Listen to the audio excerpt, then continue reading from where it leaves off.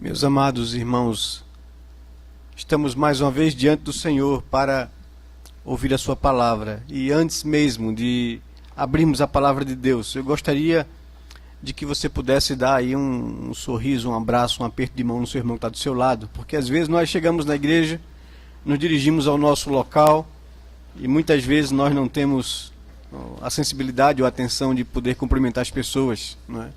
Somos a igreja de Deus, o corpo de Cristo. E é bom a gente estar junto para adorar esse Deus maravilhoso. Enquanto nós participávamos do momento de consagração dos nossos dízimos, ofertas e vida, estava vendo o texto que nós lemos e certamente nos nossos momentos de culto, cada texto lido quer nos apontar algo para que a gente possa refletir e para que a gente possa colocar na nossa vida prática. Eu lembro que em meio a tantas contradições que há nesse texto, uma atitude de um discípulo como Judas, que a essa altura já manifestava motivações do coração, e o apóstolo João escreveu, claro, muito tempo depois. João, quando escreveu o seu evangelho, foi no final do primeiro século, nos anos 90. Então ele já tinha refletido, compreendido muitas coisas e podia lançar um juízo sobre a atitude e o comentário de Judas, que talvez até o inculcou por muito tempo, né? Mas ele sabia agora, e quando escreve, fala das motivações, da atitude crítica, né, de Judas com relação àquela família tão querida de Jesus. Na última quinta-feira, quando nós estávamos estudando a Bíblia, nós nos reportamos a essa amizade de Jesus, a esse relacionamento redentivo que ele desenvolveu com essa família, né, de 3 irmãos.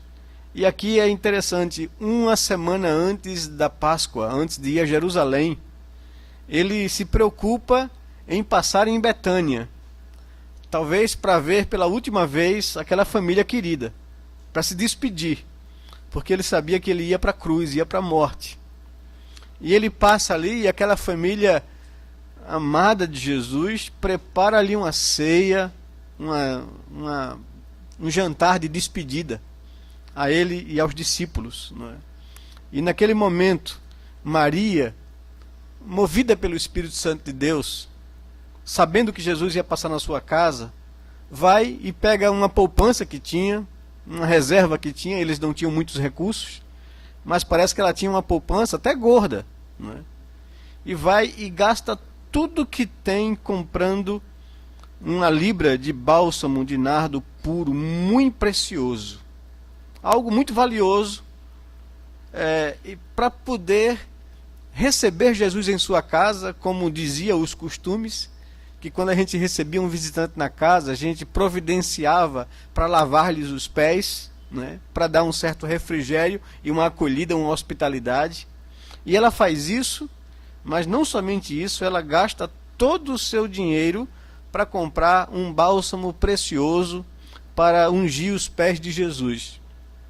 E faz isso com a maior alegria do coração.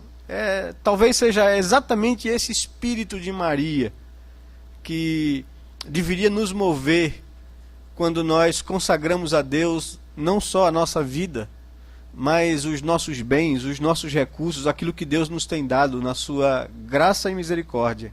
É essa atitude de alma e de coração que Deus quer da gente, para que a gente não se torne pessoas mesquinhas e egoístas, materialistas, que segurem as coisas, que esqueçam de que tudo que temos provém da bondade e da misericórdia de Deus. Não há absolutamente nada que nós somos ou que nós possuímos que não seja dádiva dos céus, descido do Pai das luzes, do Deus misericordioso, que nos concede isso, para que a gente viva uma vida confortável e digna, mas para que a gente também viva para investir aquilo que Ele nos tem dado no reino, na glória do Seu nome.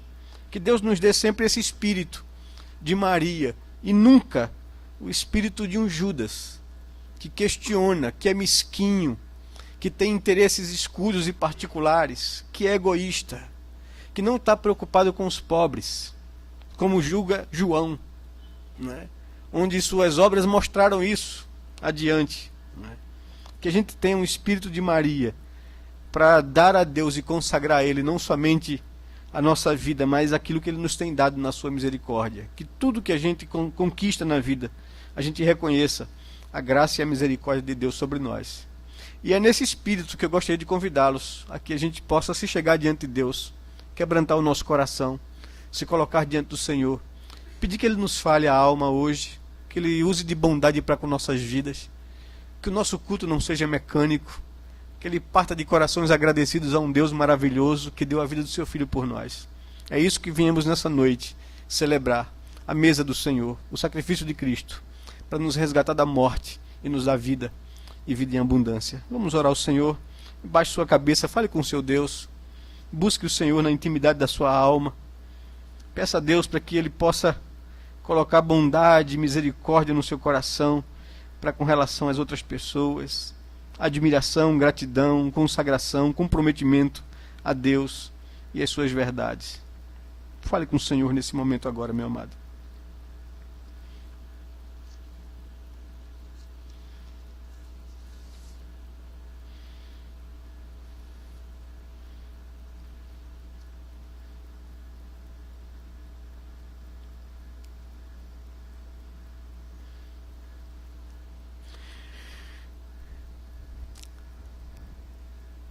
Deus bondoso, Pai de misericórdia, nós nos achegamos diante do Senhor nessa noite com nosso coração grato por tudo aquilo que o Senhor tem feito a nosso favor na Tua misericórdia.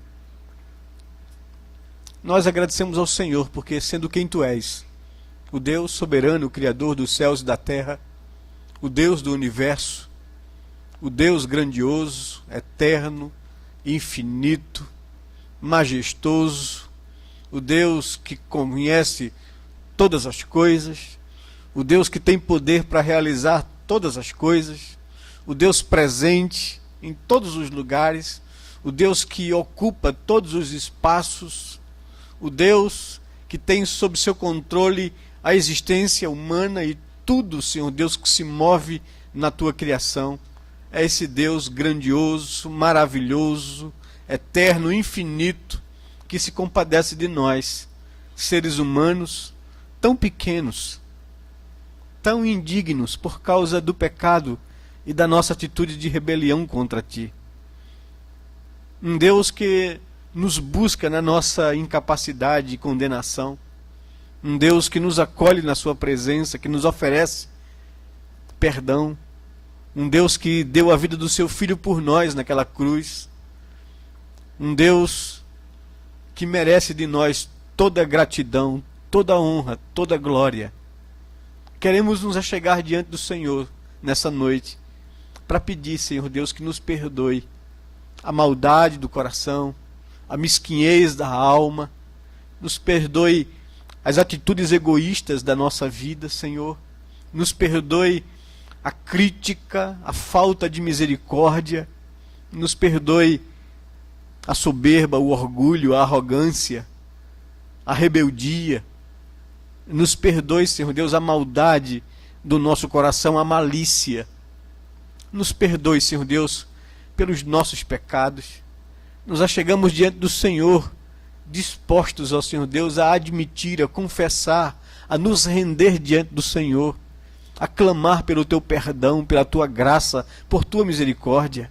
A clamar, Senhor Deus, para que o sangue do Teu Filho Jesus Cristo possa nos limpar e nos purificar de todos os nossos pecados.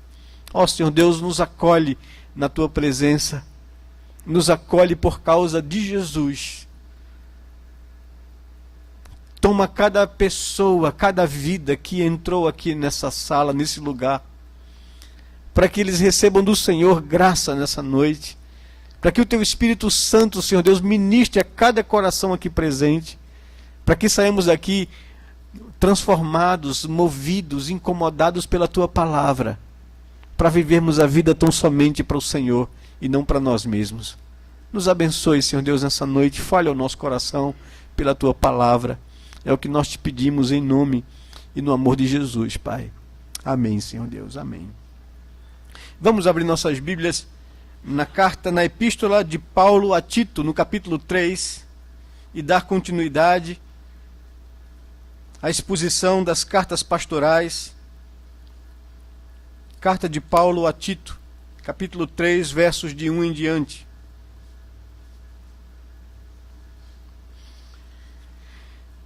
A palavra de Deus nos diz o seguinte, no capítulo 3 da carta de Paulo a Tito, no verso 1 em diante. Lembra-lhes que se sujeite aos que governam, às autoridades. Sejam obedientes, estejam prontos para toda boa obra.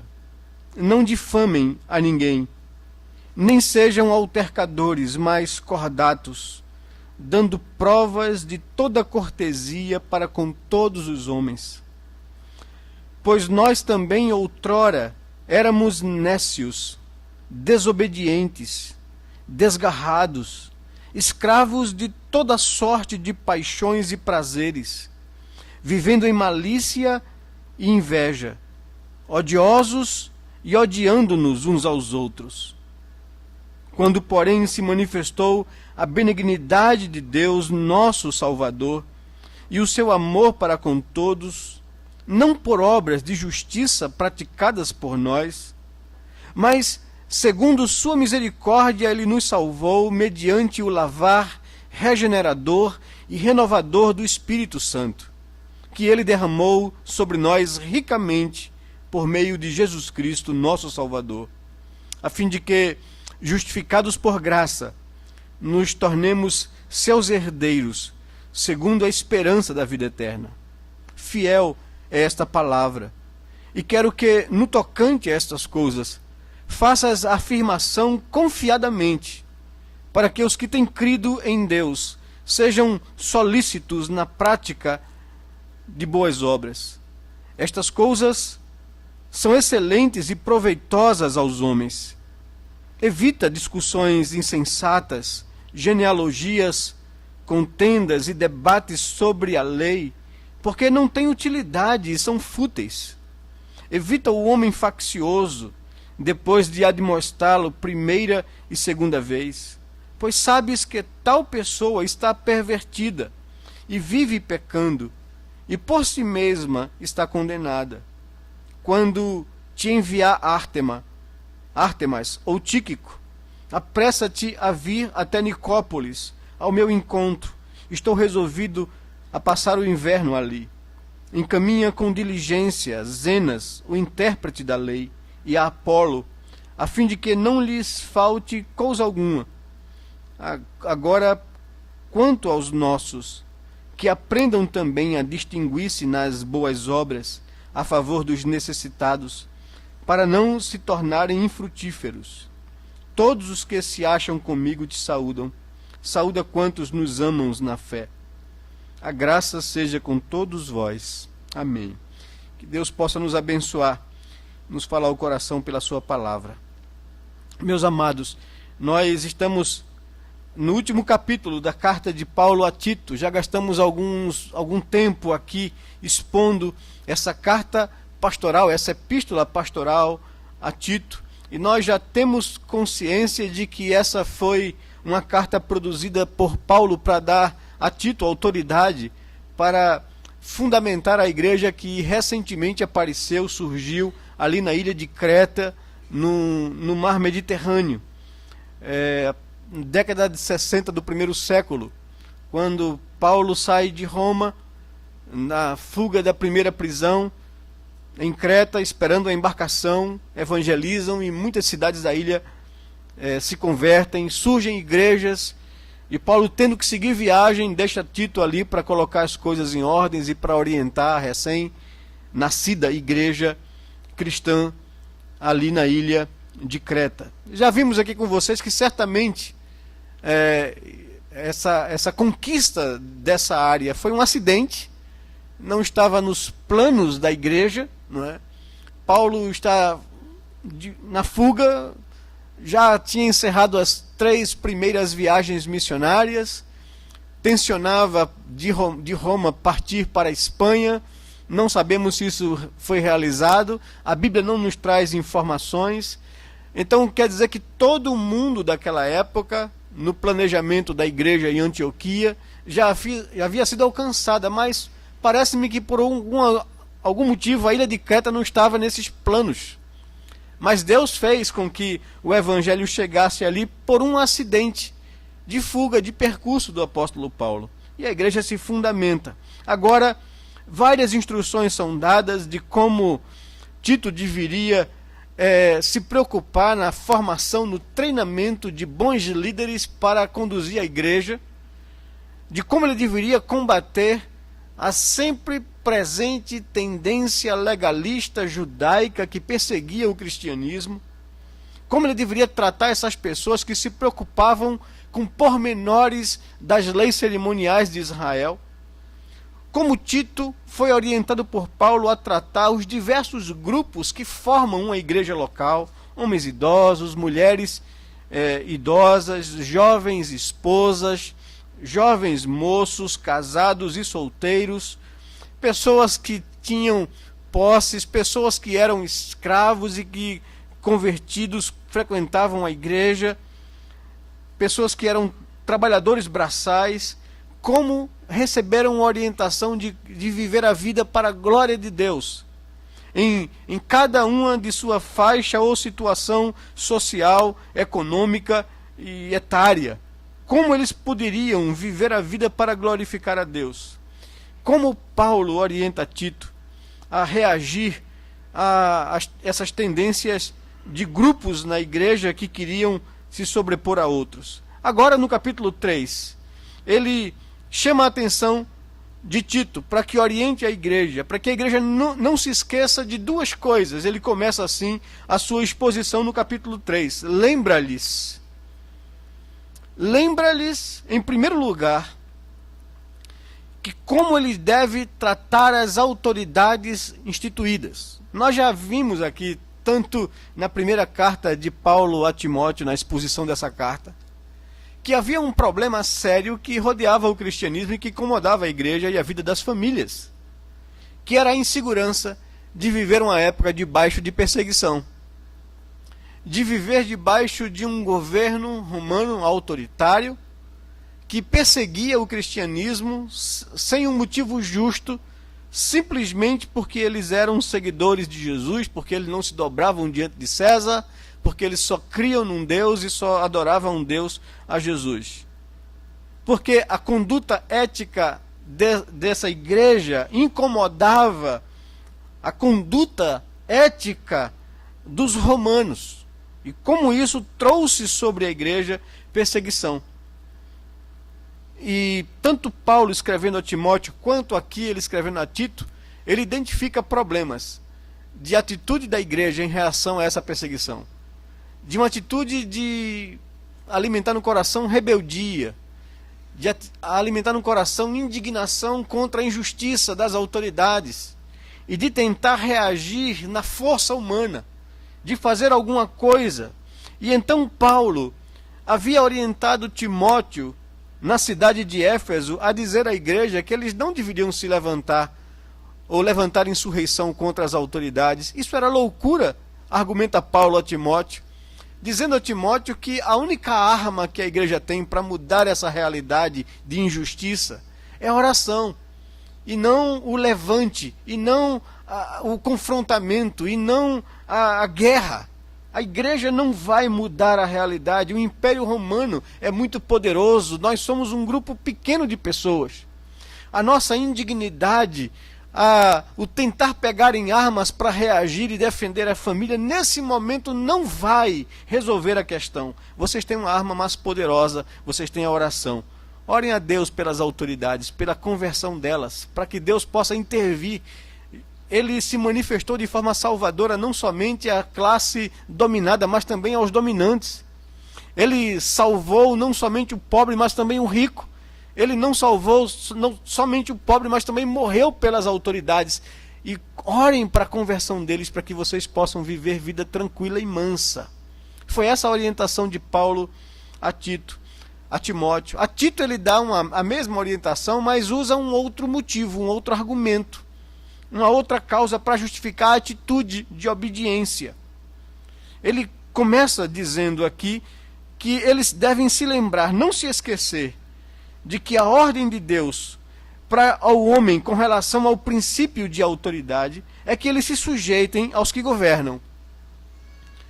Sujeitem-se às autoridades, sejam obedientes, estejam prontos para toda boa obra. Essa é a orientação aqui.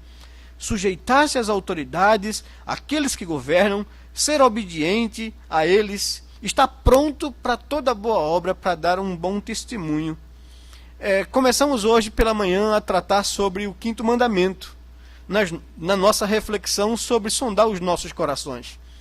Quando na nossa liturgia nós separamos um momento para introspecção, para refletir sobre a nossa vida, nossos pensamentos, nossas atitudes no dia a dia, acolher valores dessa sociedade e começar a praticar coisas quase que mecanicamente, e que muitas vezes essas coisas não agradam a Deus, nós temos esse momento sempre no culto para que a gente possa refletir o nosso coração.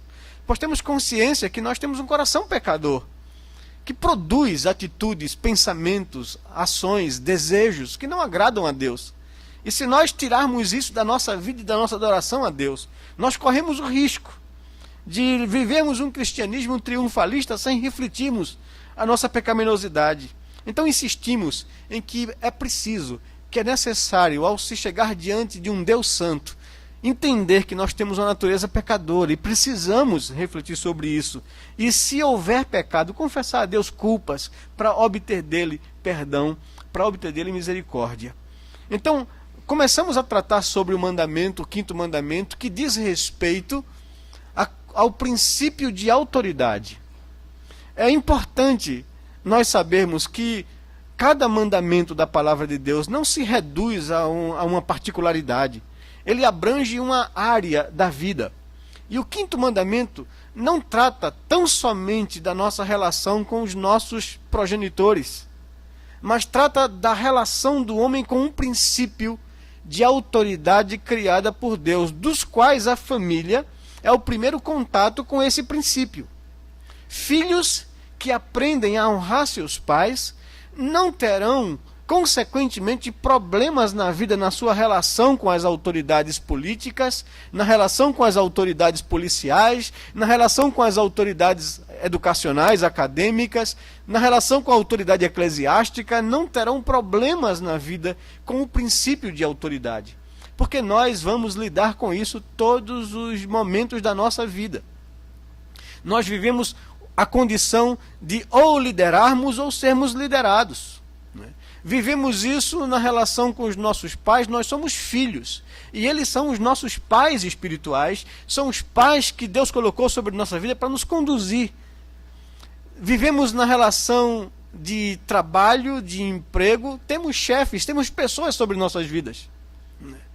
Ou, ao contrário, temos pessoas sobre os nossos cuidados e orientação.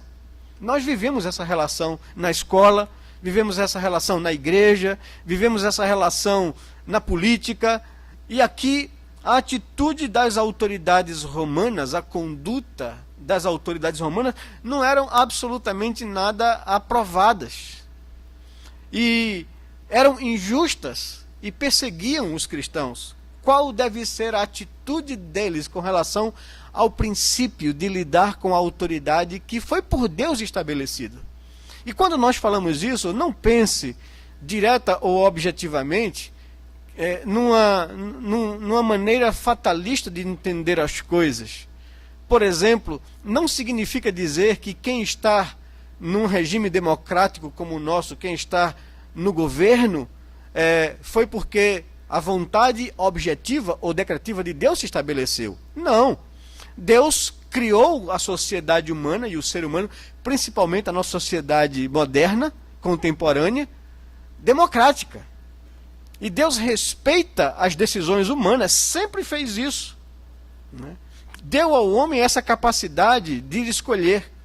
Mas quando nós escolhemos, a pessoa que foi escolhida está diante ou tomando um espaço ou assentando no lugar que, sim, esse lugar, esse princípio, esse conceito foi criado por Deus.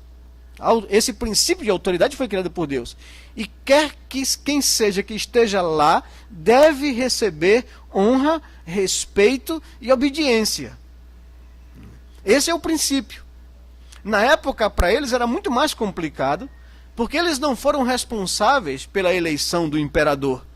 Aquilo era um regime autoritário, era um regime ditatorial, era um regime onde o Império Romano se impunha às sociedades e às nações que ele dominava.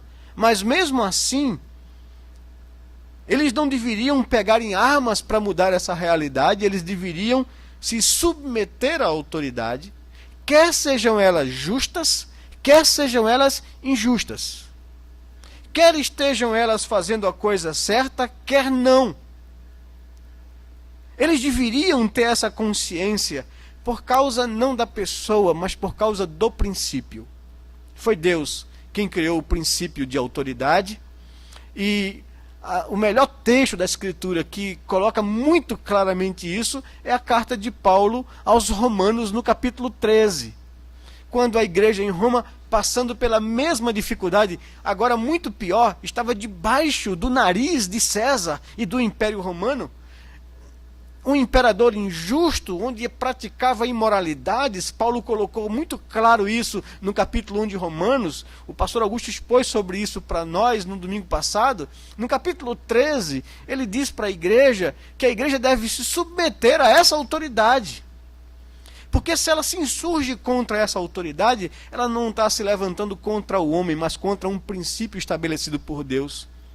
E quem se rebela contra esse princípio não se rebela contra o homem, mas contra Deus. Que a nossa única arma ou caminho para mudar a realidade é Deus. É Deus quem tem o coração do rei na sua mão e pode inclinar para um lado e para outro. É por isso que Paulo diz a Timóteo: Timóteo, diga à igreja que a igreja tem uma arma poderosa para mudar essa realidade, a oração. Pedir a Deus para que mova o coração do imperador, para que quebrante as autoridades que estão governando. É Deus quem pode agir, e somente Deus. Orem para que nós vivamos vida tranquila e mansa, com piedade e respeito. A oração é o meio de graça que Deus concedeu ao homem, e não a força, e não a arma, para mudar a realidade. Lembre-lhes que se sujeitem aos que governam, as autoridades sejam obedientes, estejam prontos para toda boa obra, para fazer aquilo que é da vontade de Deus. E aqui me vem um princípio para que a gente pense, reflita e aplique as nossas vidas no que diz respeito ao 5º mandamento. Como tenho eu, então, no meu coração, lidado com aquilo que eu não concordo naqueles que estão sobre a minha vida? Quer seja em casa, na relação familiar, quer sejam nos governos municipal, estadual ou federal no nosso país, quer sejam na minha relação de emprego, de trabalho, nos meus chefes, naqueles que estão sobre mim, no meu patrão. Qual tem sido a minha atitude para com relação àqueles que Deus colocou sobre mim na minha vida acadêmica e educacional? Na igreja, os pastores oficiais, como tenho tido sentimento na alma ou no coração para com relação a essas pessoas? Se de submissão, de obediência, de crítica? Que tipo de atitude vai no meu coração quando me deparo com o 5º mandamento? São várias áreas da vida e da relação humana que nós temos que refletir. O texto se aplica a todo e qualquer princípio de autoridade sobre a minha vida. Quer seja ela familiar, quer seja ela social, política, trabalhista, educacional, religiosa.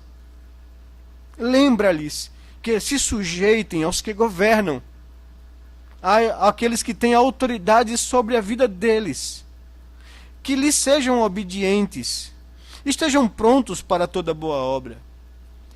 Verso 2 ele continua: não difamem as autoridades, não difamem a ninguém, quer esteja a pessoa correta ou não.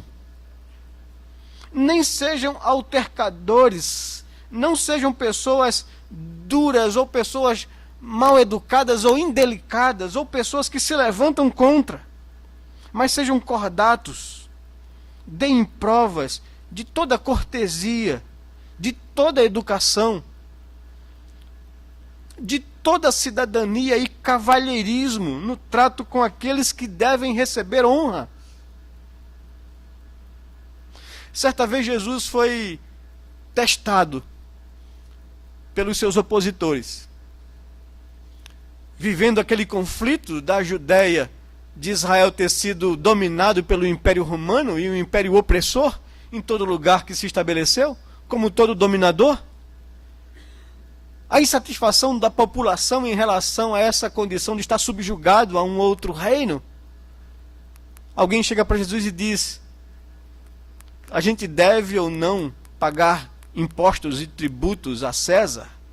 São cargas injustas e pesadas? O que devemos fazer? Pagar o que lhe é devido, pagar o tributo ou não? Jesus então pergunta para eles: me dê aí uma moeda. E eles apresentam para Jesus uma moeda, um dinheiro. E Jesus olha e diz: de quem é essa esfinge? De César. Então dê a César o que é de César, e dê a Deus o que é de Deus. Honrem, respeitem, dê o que lhe é devido às autoridades que foram por Deus instituídas para o bem da sociedade humana. Se elas agem mal de alguma forma, elas darão contas a Deus, e Deus vai cobrar isso diretamente. Não tome o lugar de Deus para querer julgar a autoridade, porque você estará indo de encontro a um princípio que Deus criou. Você não está se rebelando ao homem, mas se rebelando a Deus. É o que Paulo ensina aos Romanos no capítulo 13. Honre a Deus, dê a Deus o que é de Deus. Honre o princípio de autoridade, não difame a ninguém, nem seja um altercador. Seja cordato, dê provas de toda cortesia para com todos os homens. E aí então, o apóstolo Paulo fala a Tito para que Tito lembre a igreja recém-formada ali em Creta, que eles não se esqueçam da razão ou do motivo pelo qual o apóstolo Paulo está dizendo isso. Ele diz no versículo 3, pois também, outrora, nós, os cristãos agora, os que foram alcançados pela graça de Deus, éramos, e aí Paulo então coloca uma lista de coisas para lembrar a igreja o que ela era antes de ser alcançada pela graça de Deus. O que nos transformou e o que nos tornou diferentes deles foi a benignidade de Deus. O motivo pelo qual eles devem se sujeitar às autoridades é que eles não deveriam se esquecer que, como aquelas autoridades, eles eram no passado nécios, eram desobedientes, eram desgarrados, eram escravos de toda sorte de paixões e prazeres, viviam em malícia e em inveja, e eram odiados e odiavam uns aos outros. Aquilo que vocês reprovam na conduta dessas pessoas, não se esqueçam, vocês também viviam dessa forma. Quando a indignação se encher no seu coração contra alguém, porque você percebe nele marcas do pecado, não se esqueça que no passado todos nós éramos assim. Todos nós vivíamos da mesma forma. Então você está se indignando contra alguma coisa que você era. E o que é que te faz diferente hoje? Por que você não é igual a ele ou não continua no mesmo passo dele? Porque diz então Paulo que algo transformou a nossa vida e nos tornou diferente deles. E isso foi a benignidade de Deus que se manifestou às nossas vidas. O versículo 4. Quando, porém, se manifestou a benignidade de Deus, nosso Salvador, e o seu amor para conosco, Nós fomos transformados, nós fomos regenerados, nós fomos feitos novas criaturas por causa da benignidade e por causa do amor de Deus. Então, como você quer agir com juízo contra aquele que você percebe tão indigno quanto você era no passado? Esse é o argumento que Paulo usa aqui a Tito. Com Timóteo ele disse, vocês têm a oração. Aqui ele diz, não se esqueçam do que vocês eram. Porque vocês, quando reprovam e apontam dedos para os outros, pedindo juízo ou justiça sobre eles, não se esqueçam que vocês viviam da mesma forma. Nós éramos tão pecadores quanto eles, tão indignos quanto eles, tão injustos quanto eles, tão escravos das paixões e dos prazeres quanto eles. Éramos odiados e odiávamos as pessoas, vivíamos em malícia e em inveja, assim eram vocês antes de serem alcançados pela graça de Deus. Foi somente a benignidade e o amor de Deus que se manifestou a vocês. Então tratem as outras pessoas como vocês foram tratados. Hoje eu estava conversando com um amigo, e ele me lembrando, a gente conversando sobre talvez a vida de algumas outras pessoas que nós conhecíamos e que hoje estão vivendo momentos tão difíceis. E ele me lembrava do Salmo 23, dizendo, Cláudio, quando a gente tem a Jesus como nosso pastor, o Salmo 23 nos diz que a bondade e a misericórdia nos seguirão todos os dias da nossa vida. Mas quando a gente não manifesta essa mesma misericórdia com as outras pessoas, quando a gente não manifesta essa benignidade com as outras pessoas, a gente vai receber em troca a mesma dureza que a gente tratou as outras pessoas. Quem tem a Jesus como Senhor é benigno, é misericordioso, é bondoso para com as outras pessoas. Quem experimentou a bondade de Deus oferece bondade para os outros. Quem experimentou a misericórdia oferece misericórdia para as outras pessoas. E muitas vezes a nossa atitude, como a atitude dos crentes novos aqui em Creta, manifesta essa tendência caída e pecaminosa que nós temos. Nós nos esquecemos de quem éramos. E hoje nos achamos mais dignos do que as outras pessoas. E em vez de usar da mesma misericórdia que Deus usou para com nossa vida, nós usamos de justiça com as outras pessoas. Somos duros com os outros. Queremos ver como os apóstolos disseram a Jesus quando ele foi rejeitado em Cafarnaum, quer que a gente ore ao Pai para que desça fogo do céu sobre eles. E o Senhor disse, eu não quero isso, eu quero misericórdia. É o mesmo Senhor que olha para uma Jerusalém que endurece contra ele, que veio trazer a salvação e chora sobre a cidade. É o mesmo Senhor que se depara com o jovem rico e olha nos seus olhos, sabendo que ele não iria abrir mão das suas riquezas por causa do Senhor, e chora e lamenta, o ama, diz o texto. A palavra de Deus nos diz que se nós formos impactados, transformados e alcançados pela benignidade, pelo amor e a misericórdia que nos foi revelado, nós vamos tender a agir com as outras pessoas com a mesma misericórdia, com a mesma benignidade. Esse boletim do domingo, a gente trouxe uma reflexão sobre a questão da atenção que a gente deve dar uns aos outros, principalmente para as pessoas que vivem na terceira idade, né? A gente estava conversando com a junta diaconal, com o Leticinha esses dias. O pastor Sérvulo está no final da vida dele, preso a uma cama numa clínica, e talvez a coisa que ele mais deseja, o que mais faz os olhinhos dele brilhar, é quando pessoas visitam ele, né? E muitas vezes nós não temos essa sensibilidade. Muitas vezes essas coisas não nos movem.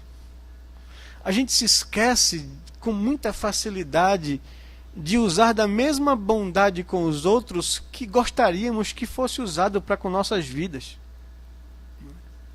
E aí o texto procura provocar em nós uma reflexão de como a gente olha de lado para as pessoas que vivem com necessidades, ou se a gente está ocupado demais com a nossa própria vida a ponto de não ter tempo para as outras pessoas. E aí somos desafiados a pensar: que cristianismo é esse que nós vivemos? Se de fato a gente tem praticado aquilo que Cristo nos ensinou, ou se a gente tem vivido da forma que o mundo nos ensina a viver. Uma vida ensimesmada, focada e preocupada tão somente com os nossos próprios interesses. Jesus parava sermões para atender a uma criança, e os discípulos ficavam, às vezes, desconfortados com isso. O que é mais importante na nossa vida? São pessoas ou são tarefas? São pessoas ou são coisas? E a gente precisa refletir sobre essas questões na nossa vida. Temos uma atitude muito impiedosa quando nós esperamos piedade das outras pessoas. Temos uma atitude muito dura no julgamento dos outros quando nós esperávamos misericórdia no nosso próprio julgamento.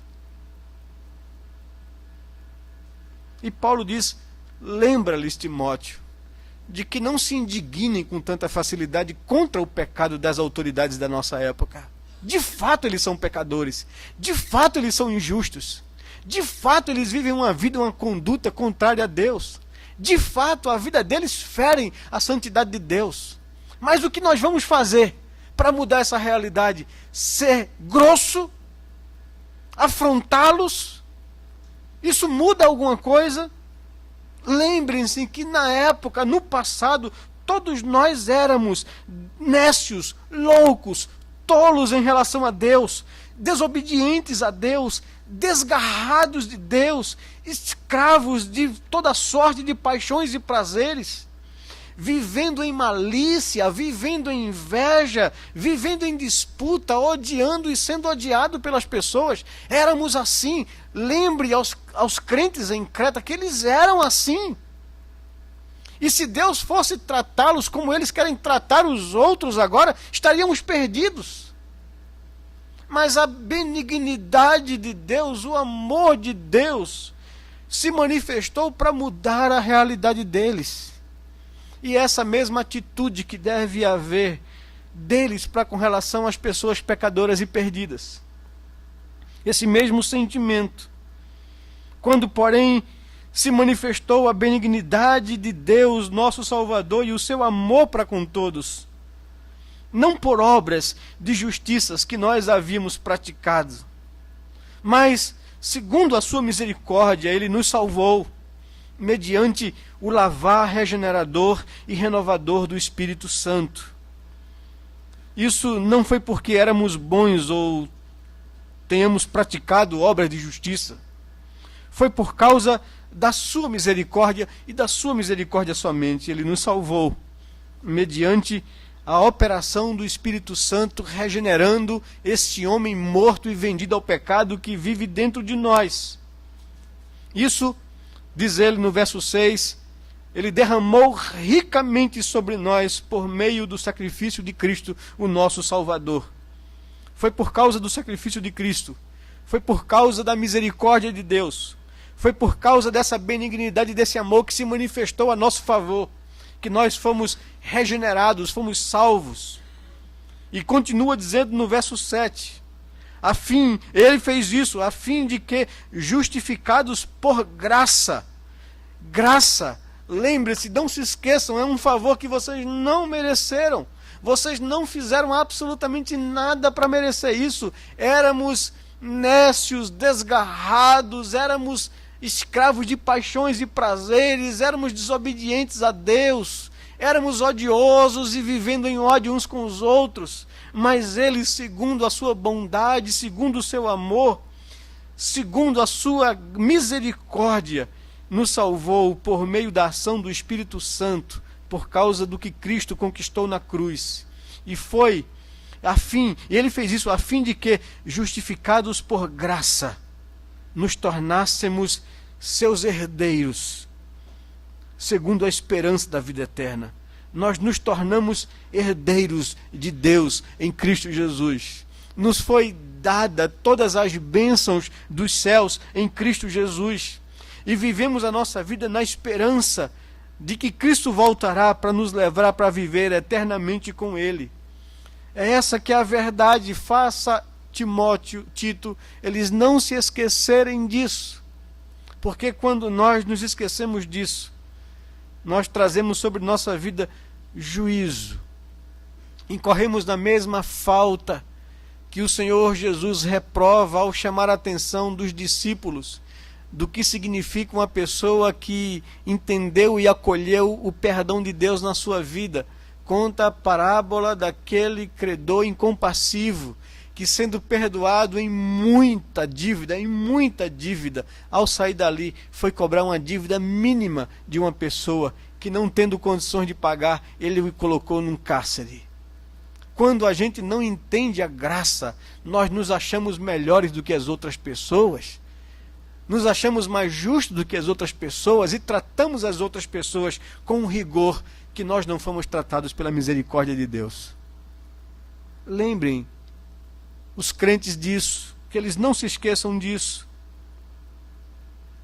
Essa verdade da graça salvadora, da bondade de Deus, da misericórdia de Deus, do amor que se manifestou para com nossas vidas, é o Evangelho de Cristo, é a palavra fiel.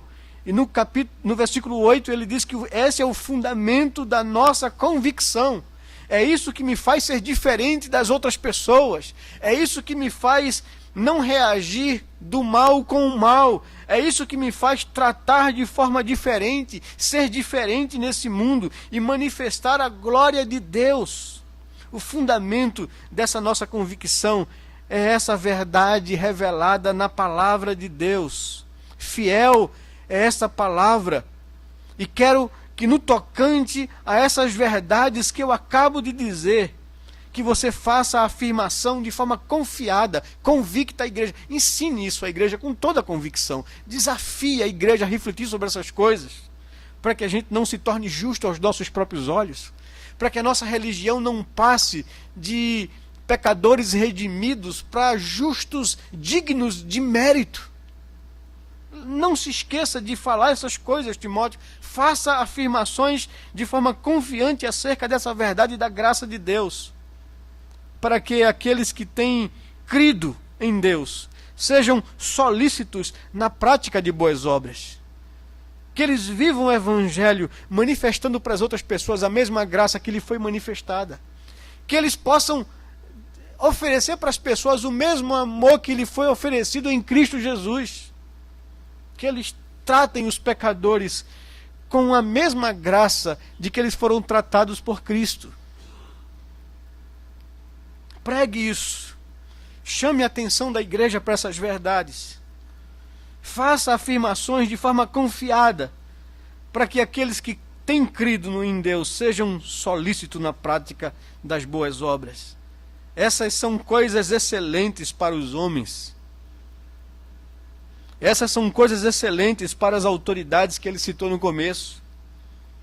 É isso que vai impactar e vai mudar a vida das autoridades, não a indignação deles, não a revolta, não a difamação, não as críticas, não a rebelião. Isso não vai mudar a atitude deles, mas a vida de vocês, uma vida que oferece misericórdia, que expressa a bondade de Deus e a glória de Deus. Isso sim é uma coisa excelente aos homens. Isso sim é que muda vidas. Isso sim é que adorna o evangelho que nós pregamos. E então, para finalizar, ele diz: concentre-se nessas coisas e evite algumas coisas que eu passo a te dizer. E aqui vai conselhos pessoais de Paulo a Tito, para que Tito, no exercício do seu pastorado, do seu ministério, evite algumas coisas ou não se envolvam com algumas coisas que são sempre pertinentes na vida da igreja. Evite, primeiro, discussões insensatas. Versículo 9 ao versículo 11, ele então passa a dar esses conselhos. Evite discussões insensatas no meio da igreja. Genealogias, e essas discussões são essas genealogias, são contendas e debates sobre particularidades da lei. São questões judaizantes, do legalismo judeu, que se preocupava com genealogia, né? Certa vez eu me lembro que no começo da nossa vida, chegamos numa igreja e alguém, se aproximando de minha esposa, da Gena, perguntou o nome dela, né? E ela disse, né? Gena. Mas de qual família? Ela olhou assim, Gomes. Mas a intenção da pergunta era saber o pedigree dela. Qual o seu sobrenome? Isso importa? Isso faz alguma diferença na minha vida cristã? Aqui nessa relação de irmãos? Não é? Mas parece que as pessoas têm preocupação com isso. E aqui, essa era uma discussão na época dos judeus. Saber o pedigree das pessoas, a sua genealogia, a sua herança, a sua hereditariedade israelita. Né? Paulo discute isso certa vez. Se isso é importante para vocês, deixe-me dar o meu currículo. E ele dá o currículo dele. Sai dizendo todas as coisas que ele era, os títulos que recebeu, o status religioso que tinha entre os fariseus. Com tão pouca idade eu galguei essas posições e esse respeito, mas no final ele diz, tudo isso eu considero lixo por causa do conhecimento de Cristo Jesus. O meu pedigree está na cruz, não na minha história religiosa, não na minha tradição familiar. A minha história está na cruz. Eu fui tudo isso, diz Paulo, mas eu considerei isso como lixo por causa do conhecimento de Cristo Jesus. E Paulo diz a Timóteo, evite essas discussões, evite essas questões de contendas, de debates sobre particularidades cerimoniais da lei.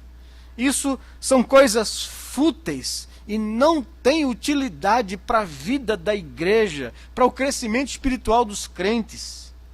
Então evite essas coisas. Evite uma outra coisa também, o versículo 10. Evite o homem faccioso, aqueles que causam divisões, aqueles que aglomeram pessoas ao redor de si, aqueles que têm fome por liderança, aqueles que fazem grupos e fraccionam a vida da igreja. Evite homens facciosos que promovem tais discussões. Evite-o, mas não desista deles antes de admoestá-los ou exortá-los uma ou duas vezes.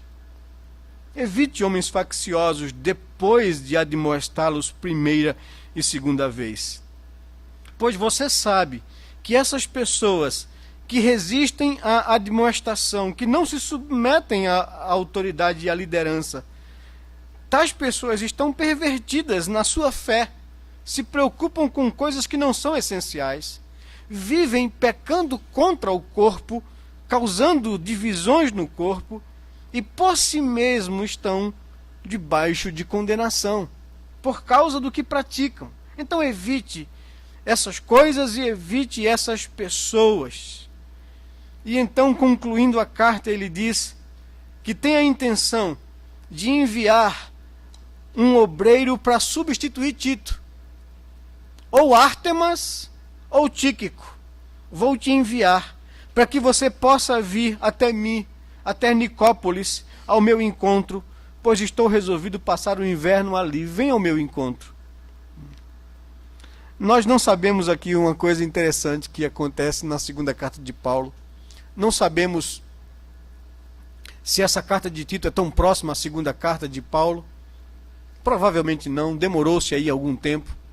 Mas na outra carta, Paulo também está enfrentando ou vendo se aproximar o inverno quando escreve a segunda carta a Timóteo. Convicto de que o seu fim era chegado, que ele estava já sendo oferecido por libação e que ele iria morrer. Ele pede 3 coisas que para ele são importantes naquele último momento da sua vida. Escrevendo a Timóteo, ele diz: muitas pessoas me abandonaram nesse momento que eu mais preciso. E essa não é uma questão aqui, diz Paulo. Eu sei que outros foram. Tito foi para Dalmácia, ele fala de Tito. Outros foram para Tessalônica. Alguns abandonaram a fé, não aguentaram a pressão. Mas todos da Ásia me abandonaram. Manda-me rapidamente, Marcos. Vem você mesmo ao meu encontro. Paulo precisava, naquele último momento da vida dele, de amigos ao seu lado. Pede para que Timóteo traga os livros e os pergaminhos, que para ele era algo valioso. Até mesmo no último momento da sua vida, para eles a palavra de Deus e a possibilidade de produzir, porque os pergaminhos eram material ainda não usado. Livros, não é livro como a gente conhece, mas eram pergaminhos já escritos, né?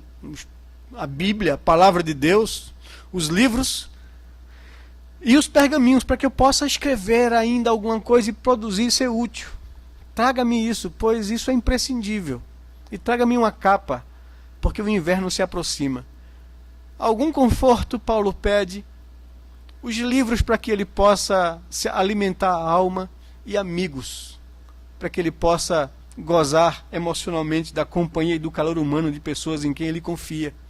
Traga-me, Marcos, e venha você mesmo, porque eu preciso de amigos nesse momento final da minha vida. Vou te enviar aqui, no caso, Ártemas ou Tíquico, para que você venha depressa ao meu encontro em Nicópolis, pois eu vou passar o inverno ali e queria estar com você.